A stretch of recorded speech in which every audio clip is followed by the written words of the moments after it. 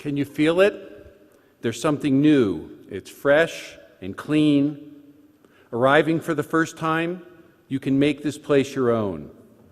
Back on campus for another year, you have permission to start anew. Can't believe it's been so many years? Can you remember the excitement of that first day? The divine creates from joy. The sacred thrives on innovation. The planet gives birth in every moment. Can you imagine seeing CC with new eyes, living CC with rekindled vitality, loving CC, flaws and all? Can you imagine healing from our hurts, boldness replacing fear, grace where there's anger? We carry all we need. We are the ones we've been waiting for. We haven't even begun to realize who we can be. I know you to be adventurous and audacious, compassionate and wise, experimental and experiential. So shall we nurture a common life, dare to be a community, have the guts to live a life of our own choosing? Anyone else willing to risk a divine journey, walk a sacred path, decide to be fully human? God help us, Goddess inspire us, Spirit empower us. Amen.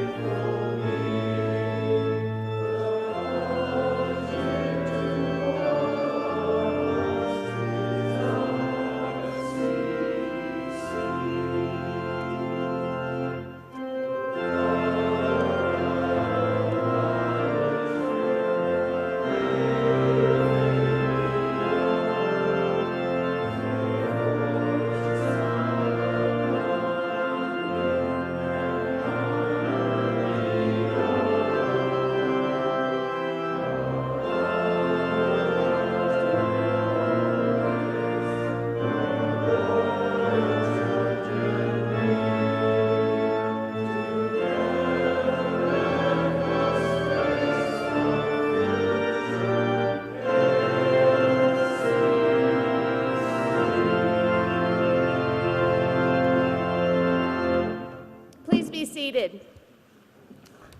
Good morning. Welcome new students, returning students, new and returning faculty and staff, trustees and friends to opening Convocation, the official commencing of our 142nd academic year. I'm thrilled to greet you today as we celebrate our college's foundation, exceptional teaching and learning. In 1874, Colorado College was founded here in this place, in the shadow of Pikes Peak, as a beacon for those seeking knowledge, a place where exceptional young people would be guided and inspired to live a life of the mind. It is with our founders' ambition that we remain passionately dedicated to sustaining a learning environment rich with opportunity for self-exploration and growth.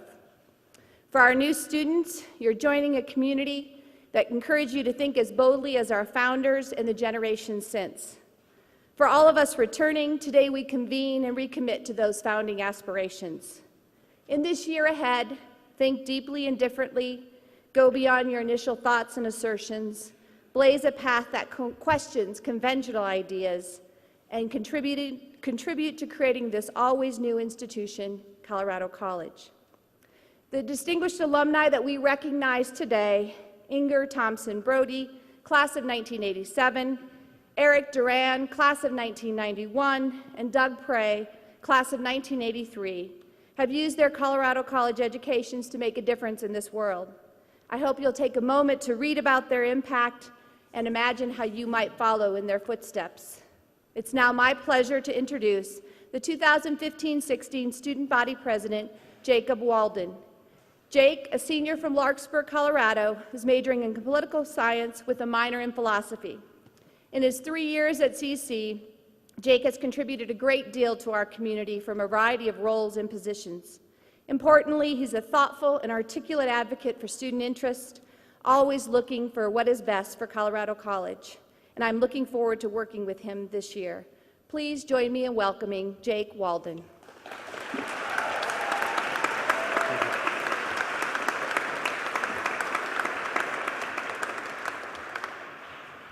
Good morning, and thank you, President Tiefenthaler.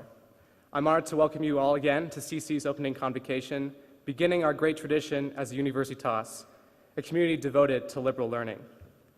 This summer, NPR's Radio Lab had an episode discussing memory and forgetting. It profiled a man named Clive, who lives in an eternal state of amnesia, waking up every morning without any recollection of his life beyond his wife. He is tormented each day to learn anew his condition. But there is one recurring, miraculous moment in Clive's illness. When put in front of a choir he used to instruct, he is naturally able to take up the baton and once again direct old songs, seemingly unknowingly. Clive's story assumes the form of beautiful tragedy, a living hell redeemed each time he rejoins the community of singers he once knew. He and his choir members describe these moments of connection as something profoundly human, of unique voices raised in harmony, a feeling that reached into what they refer to as depths of being. What are depths of being? What does it mean for something or someone to be profoundly human? We are all in this room now because we have chosen, hopefully, the philosophy of the liberal arts. Throughout your time at Colorado College, and perhaps even today, you will hear many defenses of the liberal arts. Our students have smaller classes, they are more satisfied with their education, that the liberal arts on the block plan are excellent for the new era of project-based jobs. All of these justifications are true and important to understand, but I'd like to take a moment to approach our education from a different perspective. I would like to spend a moment playing offense for the liberal arts. Since listening to Clive's story about amnesia and the powerful moments he's experienced with his choir, I've often wondered about those comments his fellow members made, about being profoundly human and having depth in being. And I've come to believe that if we are truly to reach down to the depths of being, I think we are perhaps happily confronted with the things we humans have always known to be so comforting: shared experience, the beauty of voices raised towards one another, of the elation we have in making friendships and connections in the unlikeliest of places. The British philosopher Michael Oakeshott, who influenced Professor Timothy Fuller at this college, and thus the creation of our own block plan, grounded much of his work on the conversation of mankind. Oakeshott writes, "The pursuit of learning is not a race in which the competitors jockey for the best place. It is not even an argument or a symposium. It is a conversation." Oakeshott references the Eton headmaster William Corey in this explanation. Corey told his students that you go to a great school not so much for knowledge as for arts and habits, for the habit of attention, for the arts of expression, for the art of assuming at a moment's notice a new intellectual position, for entering quickly into another person's thought, for the habit of submitting to censure and refutation, for the art of indicating assent or dissent in graduated terms, for the habit of regarding minute points of accuracy, for the art of working out what is possible in a given time, for taste, discrimination, for mental courage, and mental soberness. Yet beyond all that, Corey notes, above all, you go to a great school for self-knowledge. Here at Colorado College, perhaps more than anywhere else, this ethos is lived. It is a harmony of 1,000 conversations around our tables, whether they be in Palmer Hall, the Baca campus, or a boat in the Mediterranean. It manifests in focused conversations on individual topics and in forming lasting relationships with your peers and professor. The liberal arts at CC expose you to the art of living profoundly, the belief that humans are more than their income and their human capital. Living becomes a celebration of our diversity, dissent, and failure, and the triumph of thought, art, and song. It rejoices regularly in the virtues of justice, prudence, temperance, and fortitude, of faith, hope, and love. It is a conviction that resonates with the very depths of being. which compels humankind to overcome the impossible, to pull even the most tormented Clive momentarily away from his amnesia and into a community. Now, our most difficult task in being here is to apply what we learn to our own self-knowledge, to form a bastion of who we are so that we may steady ourselves in trying times. Let me close with an example from Harry Potter and the Deathly Hallows. When Dumbledore meets Harry in the mystical King's Cross station, he speaks to Harry of that which Voldemort does not value, of what he takes no trouble to comprehend, of house elves and children's tales, of love, loyalty, and innocence.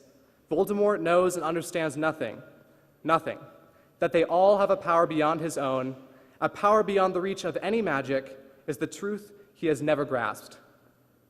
We will all face Voldemorts, of fears and troubles that will rock us to our core. But those virtues, those tales, stories, and experiences which hold no tangible price are the exact things our education teaches us to value. The greatest gift of a conversation is to remind us that no one can ever take away the grace found in thinking for oneself. We are here to grasp that truth, to seek out our own profoundly human experiences, and to wake to the harmony found in shared existence. This year, at this opening convocation, we take the plunge anew, seeking to discover what we are, and in that collective journey, what makes this life of the mind worth pursuing. I think we will find that it is each other, and our commitment to learning from the conversations we share.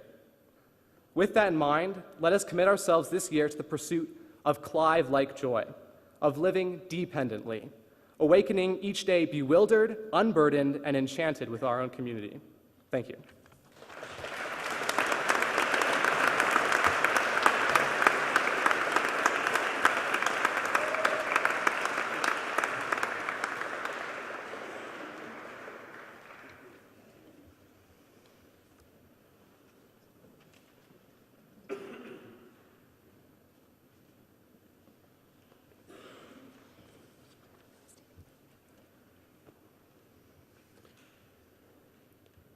Inger Thompson Brody, a 1987 summa cum laude graduate of Colorado College, studied comparative literature and political philosophy, and wrote her senior thesis doing research in German and French as well as English. She then earned the MA with distinction and the PhD in the Committee on Social Thought at the University of Chicago in the field of comparative literature. She is now a tenured professor in the Department of English and Comparative Literature at the University of North Carolina, Chapel Hill, having taught previously at Colorado College, the University of Puget Sound, and the University of Washington. She is the author of several books, 19 articles, numerous papers, lectures, and reviews in her field, and she is co-author with her husband of 6 articles in the professional health field. She has been awarded more than 20 scholarships and grants, including a Fulbright to study in Germany, a Mellon Fellowship, and several Earhart Foundation scholarships, among others. She has an international reputation in the field of Jane Austen studies, which began when she won the Jane Austen Society National Essay Competition 2 years in a row, and was then asked to become a judge of the competition. She plays a major role in the world of Jane Austen studies, serving on the editorial board of Persuasions, a journal of the Jane Austen Society of North America, as well as having been book review editor for the Jane Austen Society of North America News. She has been a traveling lecturer for the Jane Austen Society. She has been an external reviewer for language and literature grants and for enduring questions grants at the National Endowment for the Humanities, and for numerous scholarly journals. She is known for her translations of Japanese works into English. She has won several awards for excellence in teaching, and we remember her at the college as one of the most outstanding undergraduate scholars of our time. All this only begins to indicate the range of her accomplishments. For her dedication to teaching, to scholarship, to the life of the mind, and as a true exemplar and defender of the liberal arts, I am, Madam President, most happy and honored to present Inger Thompson Brody for the degree Doctor of Humane Letters, honoris causa.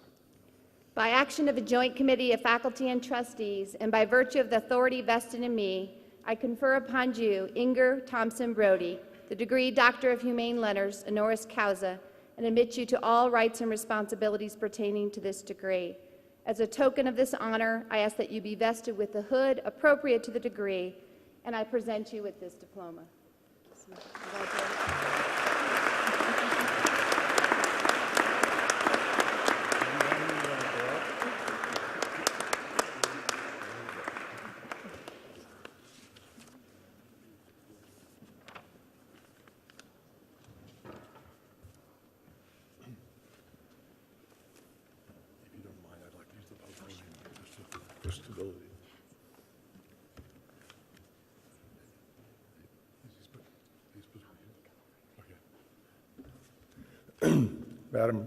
Madam President, I'm delighted to present investment banker and civic leader in Denver, Eric Durand, for the degree of Honorary Doctor of Humane Letters.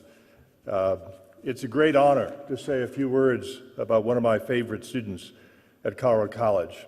Eric Durand came to Colorado College from North High School in Denver, where he was an excellent student, a competitive debater, and a soccer player.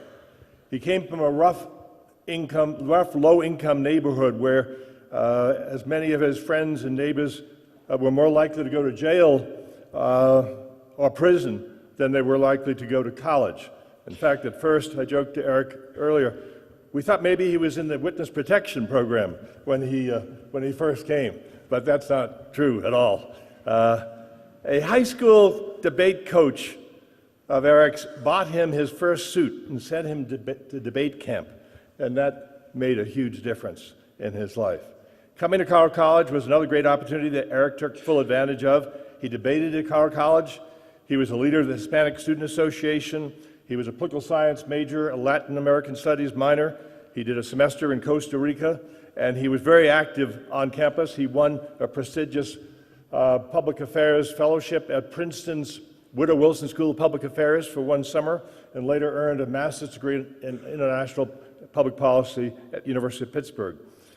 He came back he worked for the National Civic League in Denver. He worked for the Colorado Housing and Finance Authority, and he soon became an investment banker where he is a specialist in public finance, allowing bonds to be developed for schools, for libraries, and for communities across the Rocky Mountain region. His major clients include Boulder County, the city and county of Denver.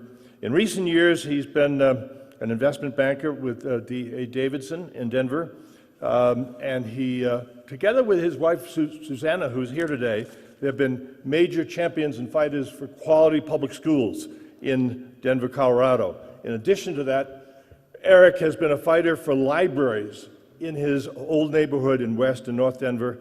And there's a little anecdote along that line I'd like to share. The Carnegie Library in his neighborhood closed when he was a kid.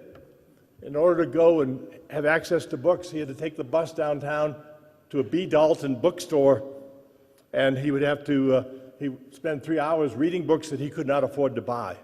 And what's beautiful about Eric's story is later, when he becomes successful in business, he becomes a major champion, a member of the Library Commission of Denver, and a fighter, and I'm pleased to say a year or two ago, in his old neighborhood, where there had not been a quality library, there's a library there, largely because of Eric Durand's fighting for that library. And he has also fought for similar libraries elsewhere around the city and county of Denver.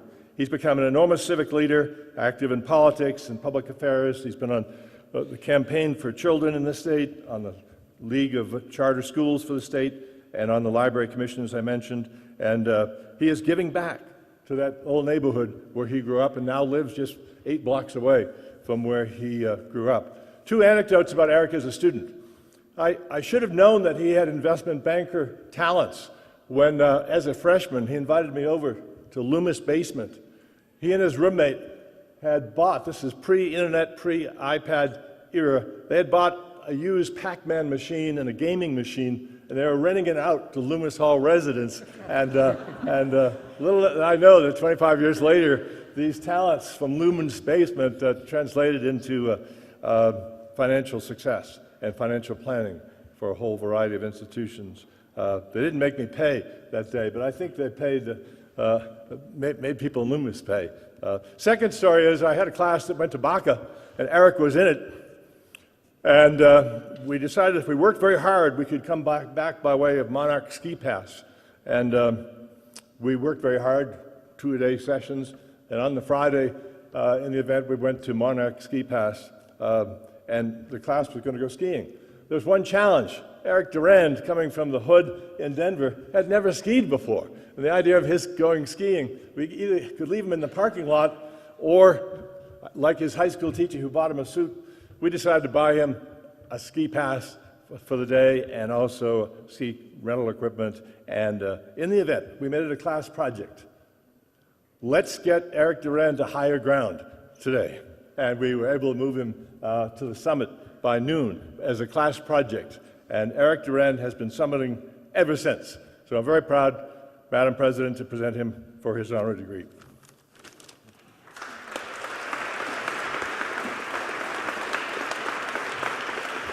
By action of a joint committee of faculty and trustees, and by virtue of the authority vested in me, I confer upon you, Eric Durand, the degree Doctor of Humane Letters, honoris causa, and admit you to all rights and responsibilities pertaining to this degree.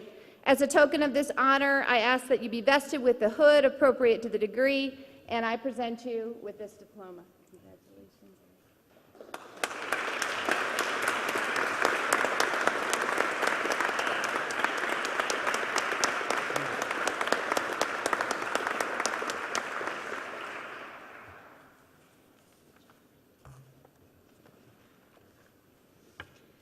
Frank Capra said, "There are no rules in filmmaking, only sins, and the cardinal sin is dullness. Nowhere is it easier to commit this sin than documentary filmmaking. But the films of Doug Prey are never dull, whether showing us the naked calisthenics of legendary surfer Doc Paskowitz, the mosh pits of 1990s Seattle, or the reactions of Los Angelinos to the transport across county lines of a 340-ton boulder, to reference just a few of his inspired documentaries, Doug Prey tells his stories with clarity, humor, verve, imagination, and a visual brilliance that can only be described as cinematic. He gives documentary filmmaking a good name. Doug Prey is often described as a filmmaker of subcultures, but I believe he's a filmmaker of creativity. His work showcases unique individuals who are committed to adding spark and strangeness to the world. Doug has made films about street art and about advertising executives, about turntablism and long-distance truckers, about earth installation artists, wingsuit flyers, and all manner of nomads and dreamers.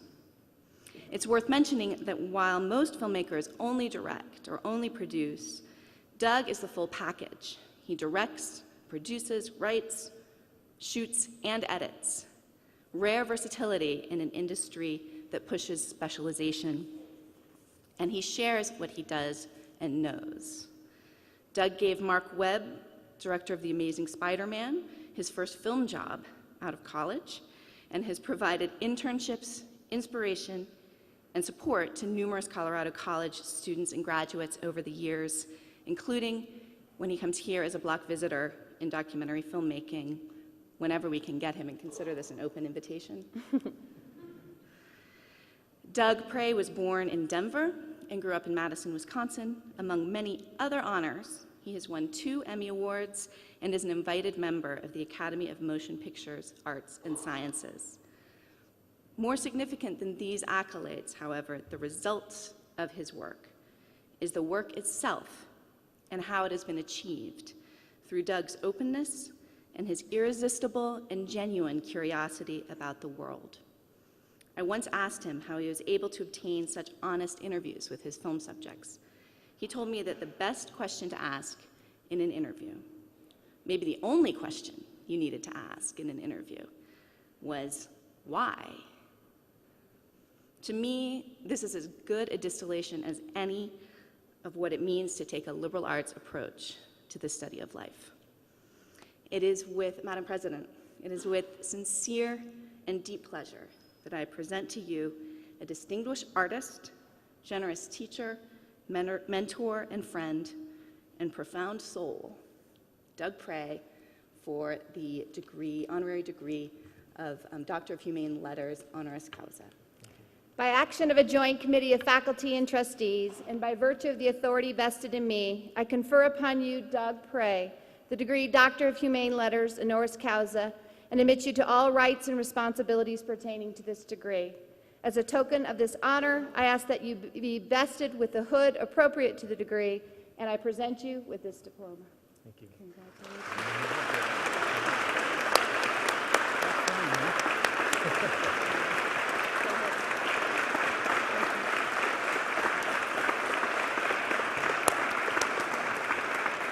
I'm now pleased to invite Doug Prey to deliver the convocation address, which he titled Serious Spontaneity. Doug.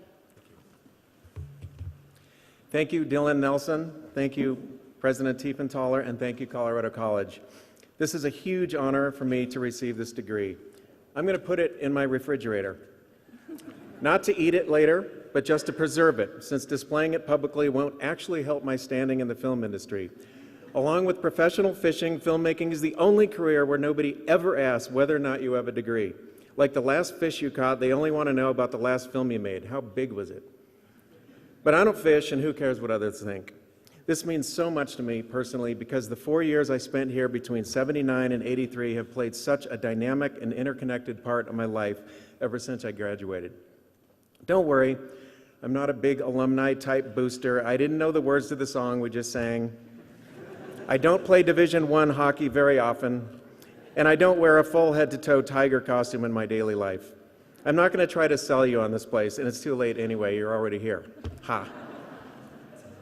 But I do want to explore with you what I think I actually got from CC, because besides some high-altitude sunburns, some hangovers, a BA in sociology, a bunch of close, lifelong friends, my wife Diana, and 2 children, a career, a collection of amazing memories, and just enough Palmer Hall brand truth to make me free, otherwise known as knowledge, which isn't a bad place to start, I suppose. What I really got from nestling here at the foot of Pikes Peak is less tangible. I can't measure it or see it or thank it. It's more of an approach or a framework. It's a sense of purpose along with a sense of humor. It's a state of open-mindedness that allows for lifelong learning and change and therefore adventure, both in your personal life and whatever might become your professional being. Simply put, the details of what you learn here don't actually matter. You might forget them. Your ability to take life seriously while being spontaneous does matter, and CC encourages that. I am serious about spontaneity. I'm a documentary film director. I don't work from scripts. I capture authentic moments from real life on camera and carefully fabricate them into a seemingly planned out narrative. Success in my job comes from beautifully unexpected moments of genuine spontaneity, like accidental flashes of gold in a pan. You can't write them, and you can't count on them, but you can miss them if you're not open and ready for them. Being at the right place at the right time is possible with discipline, and life is the same way. In fact, life is like one of those killer apps, like the one I have that shows all the star constellations and names the planets. It works in the middle of the city where all you see is light pollution, but the second you're up and away and gazing at the mind-blowing heavens, there's no internet signal whatsoever, and it's completely useless. It's what's in us, not our stupid personal technology devices, that lasts and is true. We can memorize the stars in advance, but being there and actually experiencing them is where it's at. Though I have plenty of regrets, I've made lots of mistakes, and there are a million things I still want to do in this life, I feel incredibly fortunate. When I look back at my career, it looks like a perfectly laid out plan. First I did this, then I met that person, and it led to that, and it opened the door to this, and so forth. It all makes sense, like it was written in a script. But I feel as though I've been walking backwards the whole time. It never quite made any sense to me along the way. It definitely didn't make any sense while I was huddled in a corner of Tut trying to write my entire sociology thesis at the 11th hour with a bad pen. On that note, I need to confess a few things, and yes, my last name just happens to be Prey, and we are in a church, so why not? When push comes to shove. Academically, I was not the best student when I attended CC. I wasn't bad, but I confess I got a few very bad grades. I confess that I didn't choose my major until the last minute, and I couldn't tell you today a lot about the things I learned within my major. At the risk of heresy, I also don't believe that the actual major you choose is as important as you all think it is right now. I got my BA in sociology, but academically speaking, I'm no sociologist. I confess that I've never once discussed Durkheim or practiced quantitative statistical analysis on anyone, not even my dog. I confess that the first business I started was called Loser Enterprises, not on the Forbes list. I confess that the first films I ever made were unintelligible black and white things with big ideas and which showed zero skills. My parents were supportive but worried because my first few years out of this expensive liberal arts institution seemed far too arty and way too liberal. I'm sorry about all of that. I was a late bloomer and I was searching. But enough of the self-trashing, and long live the class of '83. The fact is, I did connect with a lot at Colorado College. I was deeply affected by a number of professors who inspired me to different ways of thinking. I was challenged by my fellow students. I was provided with an endless amount of opportunities to strive and fail and learn and be creative. I loved the intensive energy of this place and thrived on the block plan. It helped me focus, and it still does today. And yes, even now, I breathe a sigh of relief, yell, block break, get up and march out of any room I'm in exactly 17 and a half days into damn near anything. I love the block plan. For me, CC was also about learning outside the classroom. I was an RA at Slocum when it was just a cinder block jail, not the Four Seasons. I had a radio show on KRCC when the station was literally just 2 turntables and a microphone. I played in Michael Grace's Collegium Orchestra and tried C- league hockey. I played in a crappy cover band named the Arnolds. Okay, we were amazing, I admit it. I started drawing a weekly cartoon for The Catalyst. It was called The Flock Plan, and all the students were sheep. And that led Leviathan editor, now screenwriter Tim Sexton, along with Professor Ruth Barton, to talk me into being the editor of The Catalyst itself. Serious journalism was never more in jeopardy, so please do not drag out those back issues. I'll have you expelled. I can do that with this robe. I just got into a lot of stuff, and after my junior year, there was no film program at CC whatsoever, but I attempted my first 16mm film, projected it for some friends onto the bathroom stall in Cossett Hall, and realized movies could be made and not just watched. On that note, congratulations to all those who've worked so hard to pioneer CC's new film major and offer studies in the most dominant form of expression of the last 100 years. In college, I became so interested in so many different things that I couldn't make up my mind what to do. I loved music, but I couldn't see being a professional musician. I loved art, but wasn't good enough. I wanted to make media, but couldn't choose between radio, newspapers, or design. I liked politics and wanted to create social impact, but I was too cynical to run for office or to be an activist. I loved geology. My dad was a carbonate sedimentologist, but I couldn't hack chemistry. I was fascinated by social trends, hence my sociology major, but I didn't have a clue how to practice it or why I would. But when I finally stumbled backwards upon the idea of filmmaking, I realized I could practice each and every one of those arts and sciences. I could be a jack of all trades by trying to master one. Because when I'm directing a film, I get to practice dozens of disciplines. As a director, I need to make decisions based on reason all day long. When I'm conducting interviews, it's a form of therapy. I'm probing personal motivations and demanding honest statements. But how did you really feel about your mother? When I'm editing, I'm literally writing, and every principle of dramatic structure and arcing characters comes into play. Thank you, Aristotle and Professor Neil Reinitz. On top of that, each new documentary subject that I delve into is like a whole new block I signed up for. Like a chameleon, I get to totally immerse myself into graffiti culture for a year and then hit the road and study truck drivers and their culture. From garage rock to volcanoes, from the North Pole to the South Bronx, my curiosity about any subject or any human being is the fuel that has propelled my entire career. My specific problem, being interested in practically everything and unable to choose what I like the most, became my greatest asset. I've never had to be an expert in any of the subjects I've filmed. I'm always an outsider. But because I've learned how to learn, and I'm good at asking why, I can adapt to any situation. Colorado College gave me this. And by the way, you don't have to make movies for liberal arts to just happen. The cross-pollination of ideas is powerful in all majors and all fields. Doctors can be writers, athletes can be artists, musicians can be scientists, lawyers can be philosophers, business leaders can be chefs, politicians can be enlightened. Enlightenment happened for me here. Sociology professor Jeff Livesey, who just retired a few months ago, reached me in his Theory and Praxis course. Who would have thought that his decision to show 7 Fassbinder films to illustrate principles about social classes was the spark that first turned me on to film? And who would have known that my reluctant decision to attend the Urban Studies program in Chicago for a semester would give me an understanding of urban culture that directly informed work I would do 20 years later? Who knew that those rules I struggled with in James Yaffe's creative writing class were preparing me for a lifetime of writing film treatments and proposals?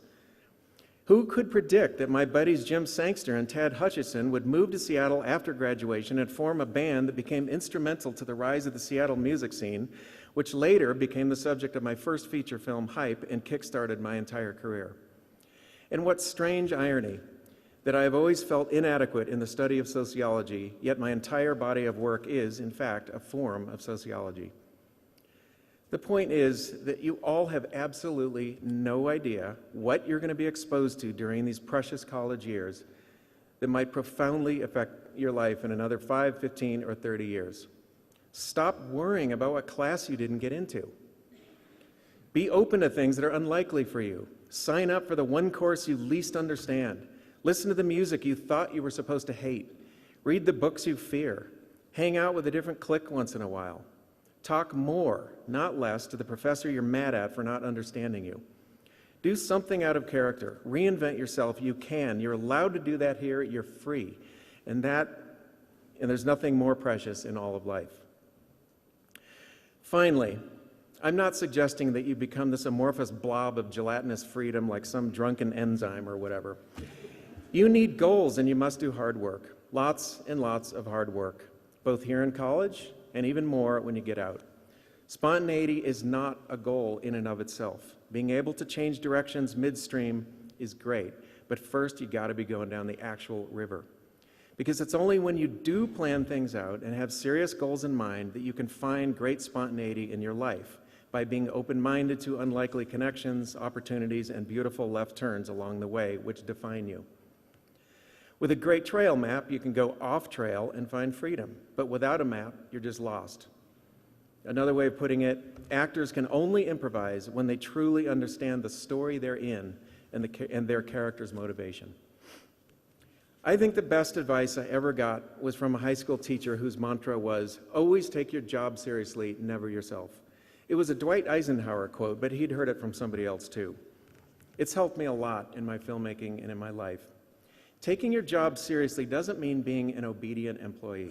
It means applying yourself, being in the moment, and passionate about everything you do, whatever it happens to be. Getting out of your head and focusing on the work that's right in front of you. Not taking yourself seriously suggests the importance of having humility and humor. Stop worrying about what others think. Life is difficult and confusing. That doesn't change with each new decade, I'm sorry to report. And though it might look like I've just merrily skipped backwards all the way into this midlife cap and gown, my career and every film I've made has brought me plenty of pain and suffering. Being a documentary filmmaker can often seem like an absurd and unadvisable career choice at times. Laughing helps. In fact, life itself, in the dramatic sense, is fantastically entertaining. If all drama is based on conflict and change, a principle that chemistry and physics majors understand a lot better than film majors, by the way, we're all in a pretty good movie. In fact, it's a great movie. But don't worry, I'm not going to say, and you are the stars of your own movie, because that would be disgustingly cliche. Instead, I'll just end with just a few random reminders. The most amazing creative solutions were born of failure. People actually feel more alive during hurricanes. Walker Percy wrote that. Cynicism works very well in college, but it will fail you later in life. You're not alone. Everyone has a private hell. Everyone is amazing and worthy of celebration. You can't find love when you're looking for it, but when you stop stressing, it might just happen. That great quote by Nietzsche, "That which does not kill us makes us stronger," is true. Take risks. Turn off the TV, get off the web, put down the phone, keep life physical, emotional, and real. It's good, it's short, and it goes fast. As Hemingway and other authors have written, writing is rewriting. So have a blast rewriting your story. Maybe you can start reading it when you get into your 50s. I want to give a special welcome to the incoming class of 2019. My daughter will be joining you as a winter start in January. Figures she's not here, but she doesn't listen to me anyway. Thank you again for this incredible honor, and thanks for listening.